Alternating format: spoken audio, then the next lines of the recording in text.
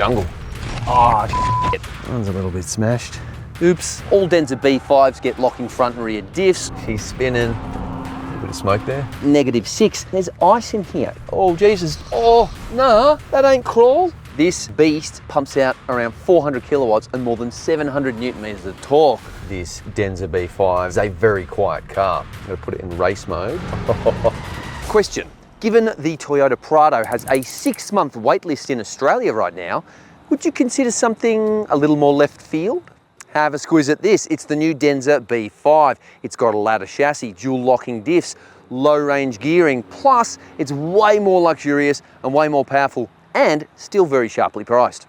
And you could drive it home next week. That's the pitch from Denza, which is BYD's new upmarket luxury brand. So in this test, I'm going to look at value for money. I'm going to check out the price. I'm going to crawl through the interior, look at the luxury, play with the tech. I'm going to drive it on-road and off-road and also test its fuel economy. This is a plug-in super hybrid petrol vehicle. So apparently that counts for a lot. It sounds like the perfect four-wheel drive family SUV on paper, but this vehicle is not perfect. Far from it.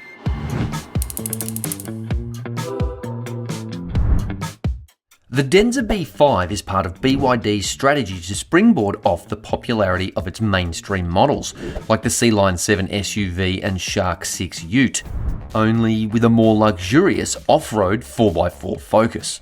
Denza launched in Australia in early 2026 with two models, the B5, which is roughly Prado-sized, and the larger B8, which targets the Land Cruiser 300 and costs up to $100,000. So this Chinese Challenger has a lot in common with the BYD Shark 6 Ute, a very, very popular vehicle in Australia at the moment. It shares the same ladder chassis frame underneath, and it's got a very similar powertrain, although this one has more power, but it's got lots more luxury. It's got Nappa leather and way more equipment, adaptive dampers, locking diffs. Pretty cool. It's positioned as a genuine alternative to the Prado and even the Nissan Patrol at entry level. The big question, can an unknown brand justify Toyota level prices based on specification and capability alone? The Denza B5 range starts at about 75 grand for the base model, not including on-road costs. This specimen we're testing is the top spec Leopard variant, and it's priced at about 80k before on-road costs are added. But the official Denza website spits out a far higher price, adding around $7,000 in dealer delivery and statutory costs. Add this really nice glacier blue paint job and the driveaway price comes to almost 90,000 clams. But let's put things in context. A Prado GXL 5-seater starts at around $80,000 before on-road costs. And that's if you can get one. And it comes with way less equipment. The Leopard adds 20-inch wheels, Nappa leather, cooled rear seats, and very handy hydraulically height-adjustable suspension.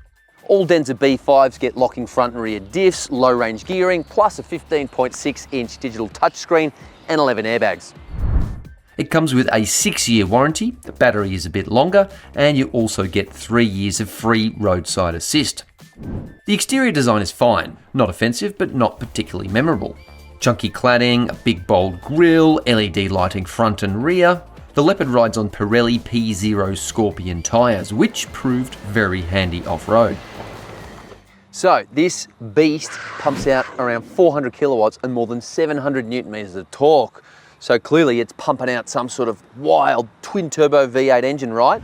Wrong. It's got a teeny tiny 1.5 litre 4-cylinder turbo engine, but that kind of acts like a generator. It's the twin electric motors that give this vehicle its brawn. You son of a...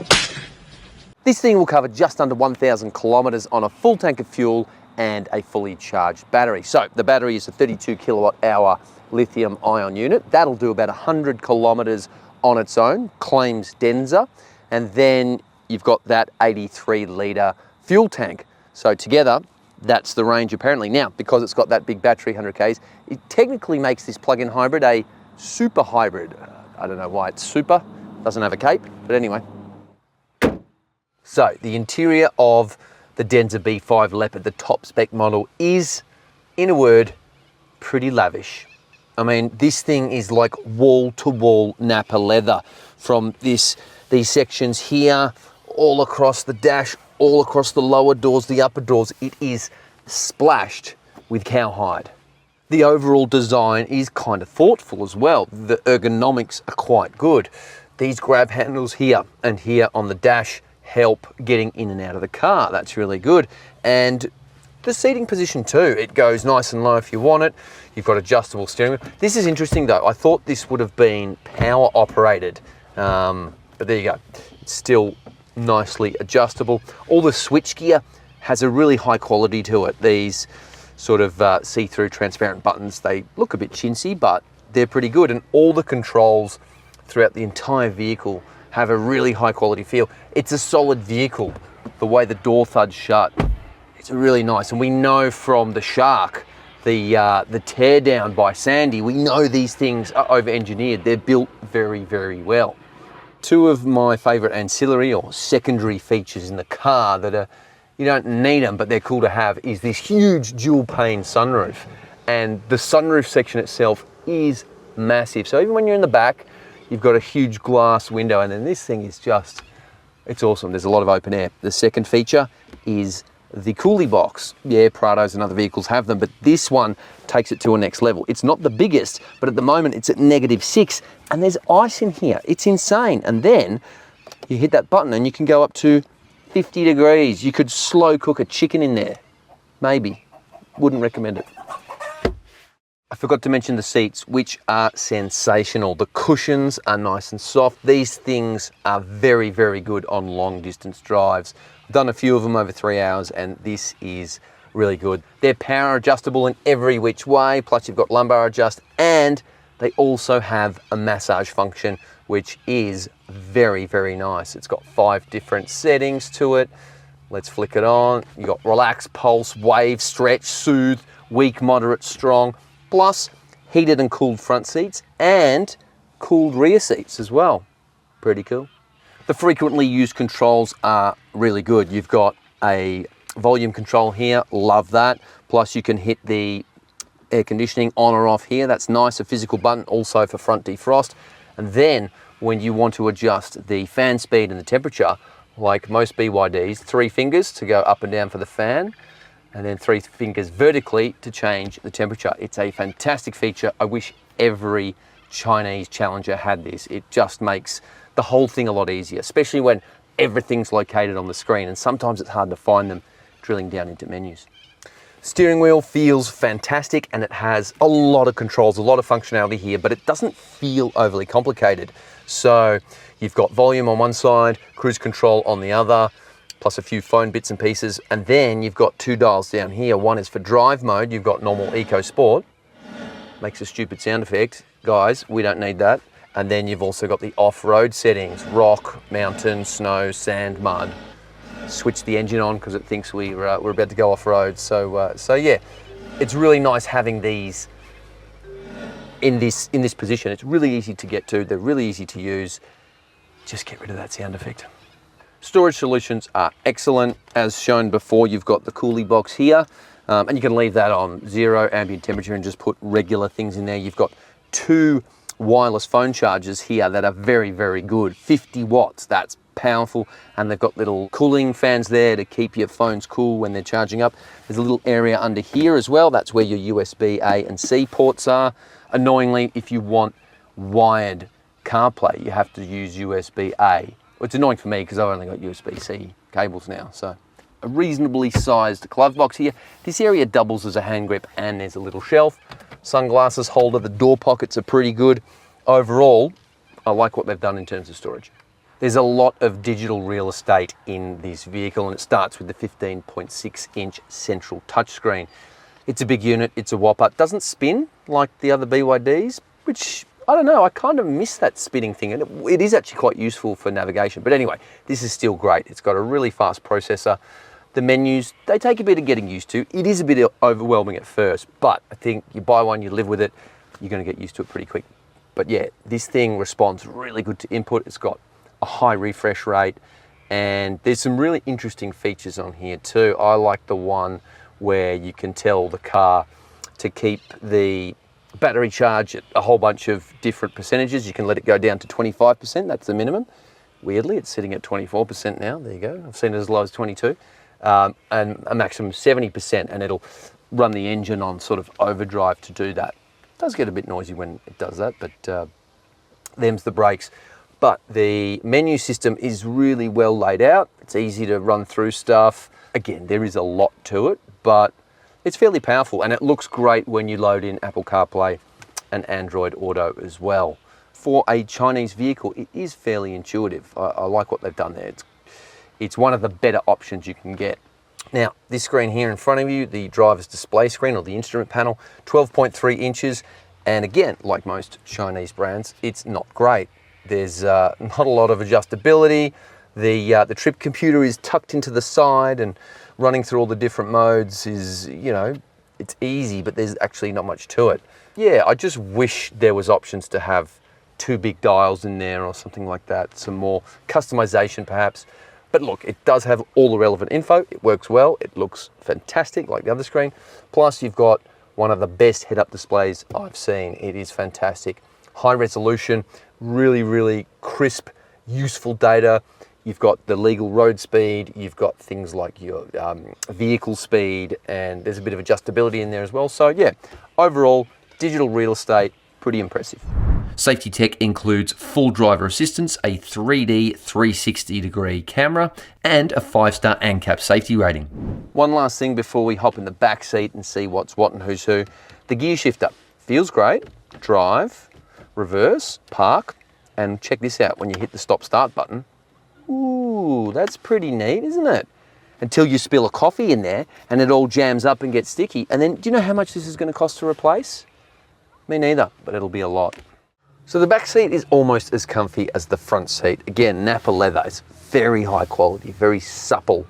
Could be semi-aniline, I'm not sure. I need to double check that.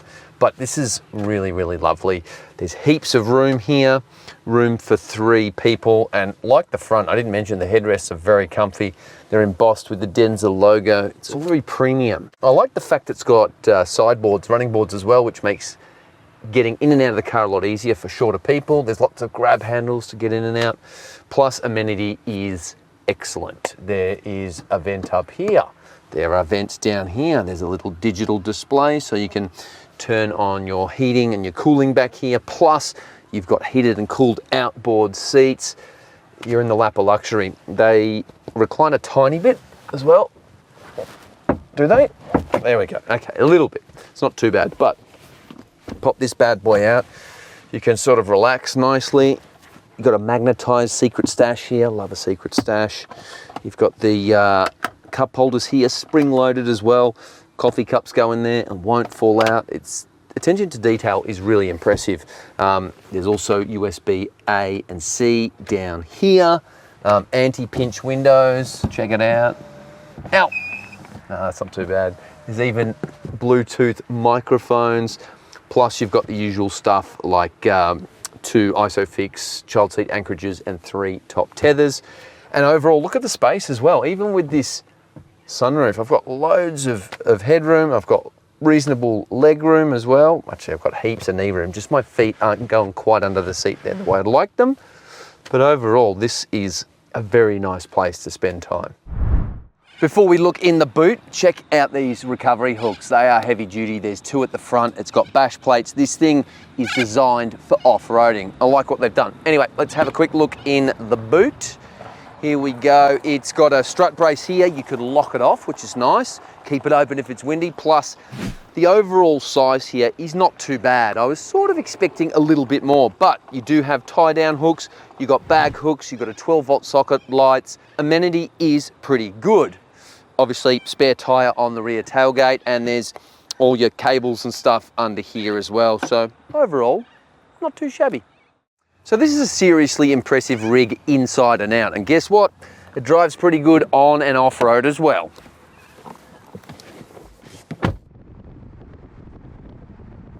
Well, the first thing you notice about this Denza B5 when you cruise off is the silence. This is a very quiet car, and the powertrain does its best in most scenarios to not engage the petrol motor. It wants to use it mostly, well, pretty much all the time, as a generator only. So I've got plenty of battery power and I'm cruising off nice and quietly. And yeah, it's just, it's very different to what you'd expect from, like when you drive a, Prado or a Defender or anything like that. There's noise, there's a bit of drama, a bit of theatre. There's nothing.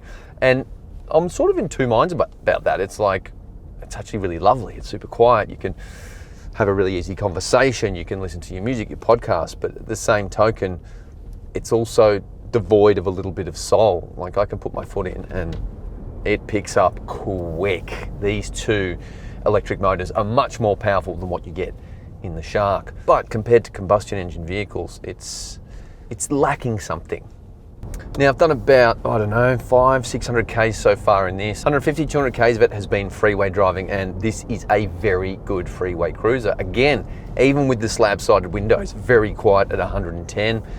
Sound insulation is excellent. It definitely feels like a luxury vehicle, and it sits nicely on the road. Sometimes I feel like I need to do a little bit of minor micro corrections with the steering. It's not like there's a dead zone, but it's a little bit, feels like it's a little bit woolly in the middle, but not the end of the world, because the lane keep assist systems, the autonomous driving, the level 2 auto driving, so steering, brakes and acceleration is really, really good on the freeway. You can flick it on and it just goes about its business very, very well. It is effortless to do long distance in this vehicle, and yeah, like I mentioned before, it'll do almost 1,000 Ks, and based on my reckoning, with how much fuel we've used, it's not far off that claim. It's not one of those BS claims.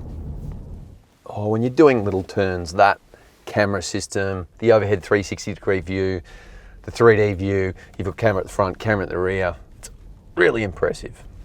Oh, I have one more little thing to talk about in terms of that powertrain. Again, super quiet.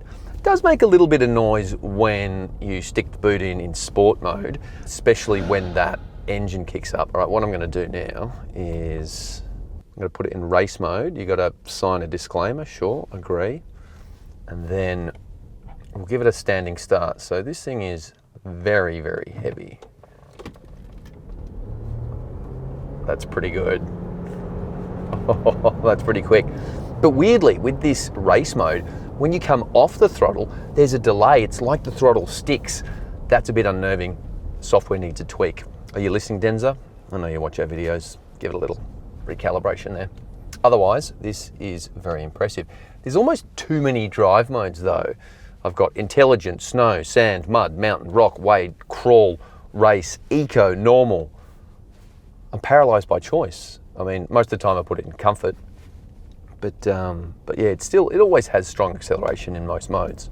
So some of these little things like the slightly woolly ultralight steering and the weird way the throttle seems to stick, they're not deal breakers, but if you're only testing this car for 20 minutes in a test drive and you pick them up, it's probably going to feel a bit awkward.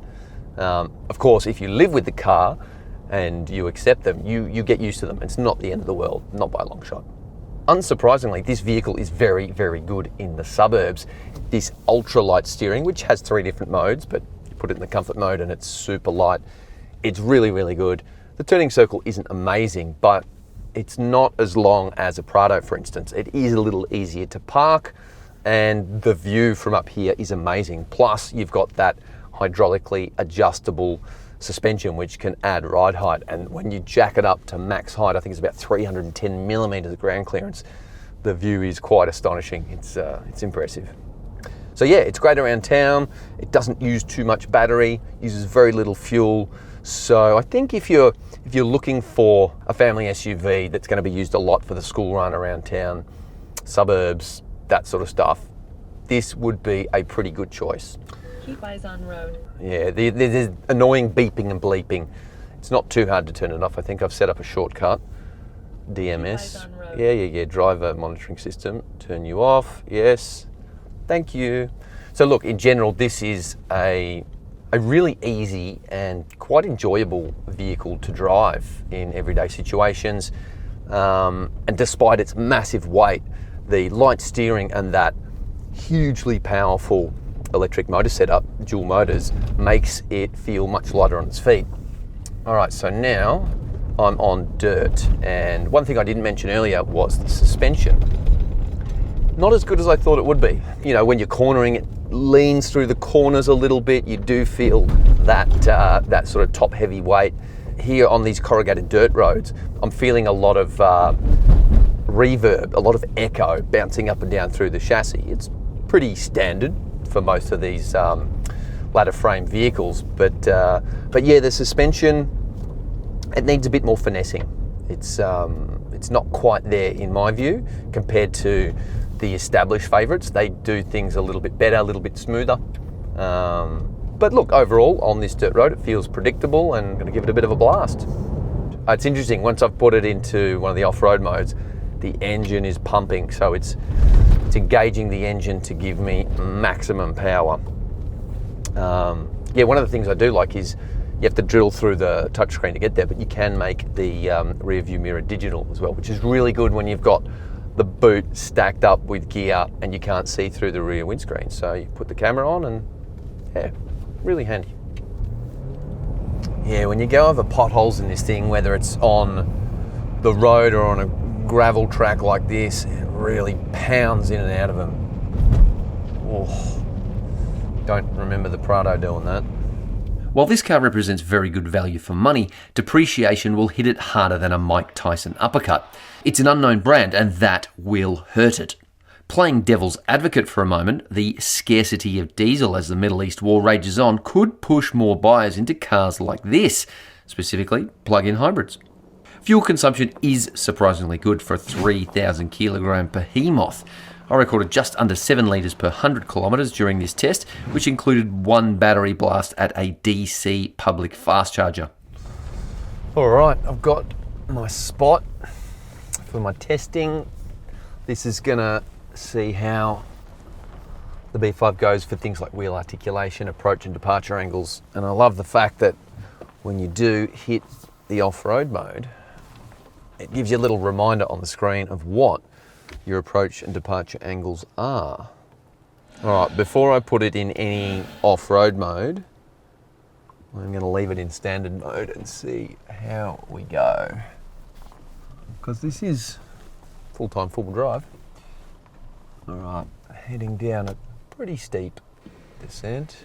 Oh, the brakes are grabby as. Oh, I don't like that. Oh, trying to be smooth and progressive. All right, this bit looks a little bit challenging. How will my Scorpion tyres go? Oh, not so good. She's spinning. She's spinning. Yeah, I'm going backwards. A little bit of smoke there. All right, now let's dig into the toolkit. What have we got? This thing has a lot more than the BYD Shark 6, which is exciting. So, first of all, oh, gee whiz, that smoke. Ugh, burning tyres. So we're going to stick it in low range.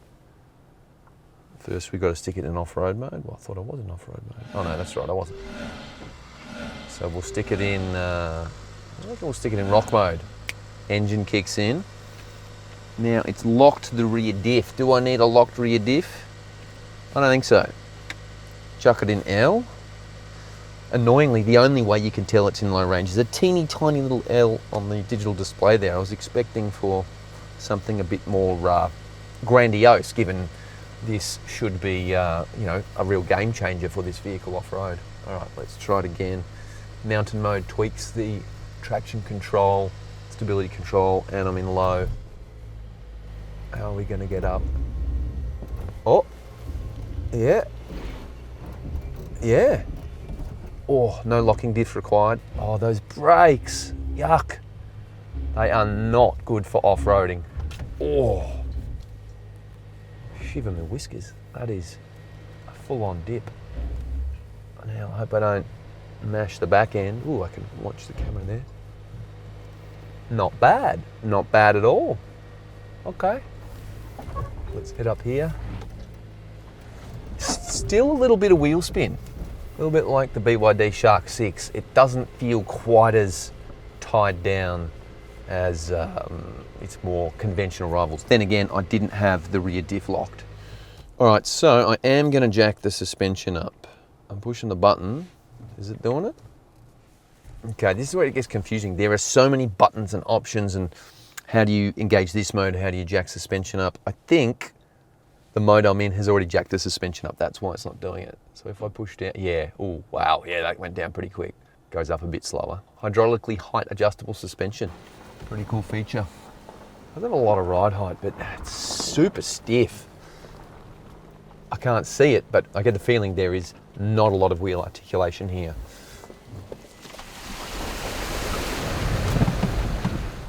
Oh well, she does the water splash pretty good. All right, let's climb up here. What we'll do is we'll lock the rear diff this time. See how we go up this. This surface is quite slippery clay. We've got very shiny rocks. Oh yeah, that locking rear diff, that makes a lot of difference. This does actually feel like a bit of a weapon with all the gizmos switched on. All right, let's try hill descent control. So I'm gonna turn that mode off. Crawl, let's try that. Mode is applicable for climbing. Tug of war, another tug of war. Who's doing tug of war? All right, let's see how we go. And it's off by itself. Let's peek over the edge here. Oh, Jesus, Jesus. Oh, nah, that ain't crawl. Oh, just went straight in. Mate, this whole off-road setup is about as intuitive as quantum mechanics. All right, we'll chuck the rear locker on and up that same up and over. Piece of absolute piss. That GoPro on the rear is copping it. Sorry guys. All right, let's head through here. Might drop height a little bit because I know further down here we've got a pretty intense roll section where the car's going to really tip over. Hopefully not completely tip over. Oh, this is like jungle. Whoa.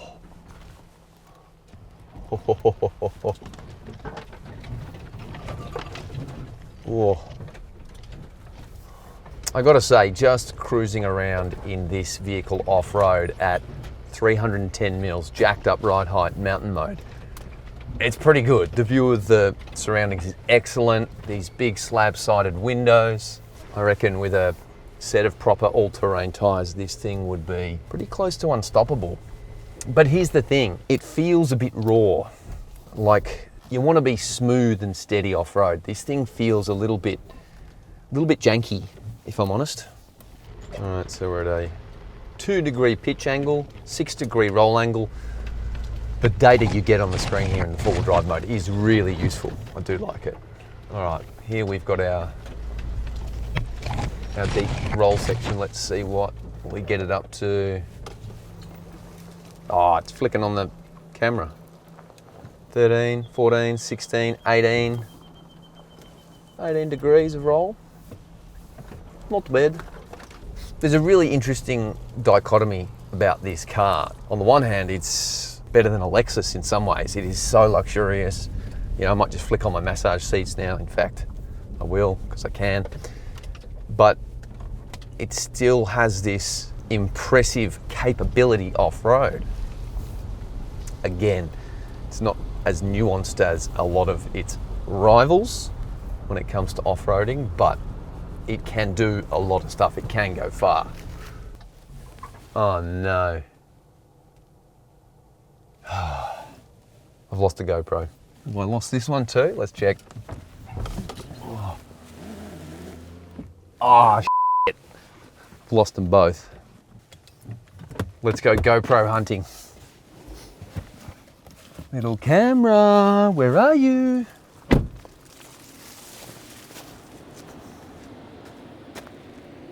Oh, no way.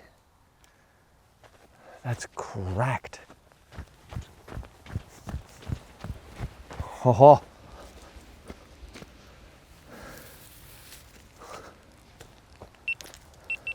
I found it.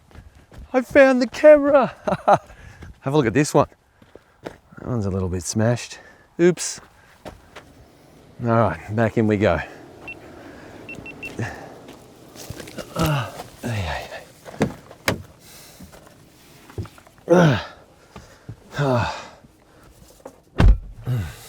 All right, well, lesson learned. Let's not get the GoPros poking out the side. Oh, easy.